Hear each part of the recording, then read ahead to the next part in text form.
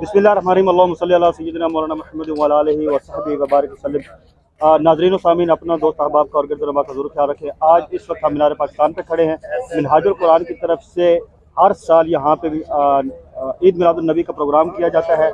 इस वक्त भी मिनहाजुल कुरान की तरफ से एक टीम आई है जिन्होंने मीनार पाकिस्तान का जो है वो विज़िट किया, और इस वक्त हमारे साथ खड़े हैं नूरुल्लाह सिद्दीकी साहब, जो हमें बताएंगे कि मीनार पाकिस्तान पे इस दफ़ा जो आलमी मिलाद कॉन्फ्रेंस हो रही है उसके पस मंज़र क्या है और वो कितने के लोग जो हैं वो यहाँ पे आएंगे, और आका करीम सल्लल्लाहु अलैहि वसल्लम से मोहब्बत का ये जो अंदाज़ है हज़ूर सैयदी शेखुल इस्लाम डॉक्टर ताहिरुल कादरी ने जो शुरू किया था, उस बारे में थोड़ा सा वो हमें बताएंगे। अस्सलाम वालेकुम नूर साहब। जी, बिस्मिल्लाहिर्रहमानिर्रहीम।